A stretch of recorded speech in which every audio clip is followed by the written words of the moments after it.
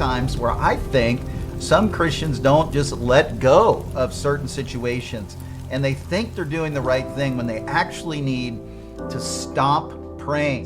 Because there's many times that there are situations, and I can tell you I've been in situations that were very difficult, relational situations, that I felt like, oh, I just need to pray for this person.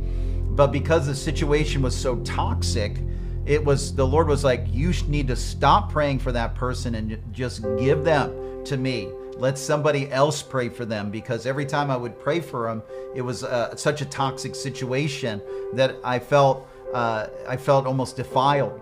So if God says, let that situation go, you need to let it go. If you start praying for something and you feel like, man, I don't feel like this is my place to pray for it, then it's important that you do not cross that line, because maybe you're a very merciful person. Oh, I just want to pray for this person. Friend, sometimes God says, stop praying for them. You may be shocked that this is actually in the Bible. Jeremiah 7:16, the Lord says to Jeremiah, therefore don't pray for this people, don't lift up a cry or prayer for them, or make intercession to me, for I will not hear you. So there's times that God says, stop praying. And if you continue to pray, then you're operating in disobedience. And again, friend, there's a time for mercy, but there's a time when God says, listen, you may think you're being merciful in this situation, but you're actually being disobedient to me. And we never want to cross that line. And I want to share about something called unsanctified mercy. Okay, and this is something that I had to learn, especially as in ministry position, that we default to showing mercy to people when we're giving people mercy that God says don't give mercy to.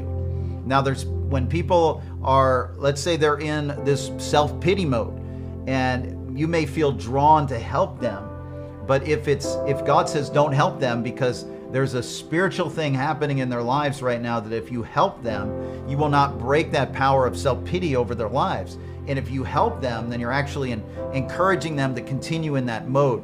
So we have to recognize when we're giving mercy that's truly from God's heart, or if we're giving unsanctified or unholy mercy that's not authorized by God.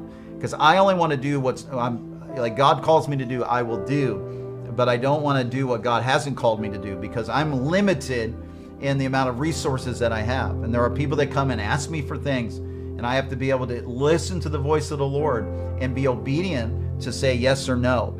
So even when it comes to prayer, that there are certain things that we ought not pray for. God may say, stop praying for that.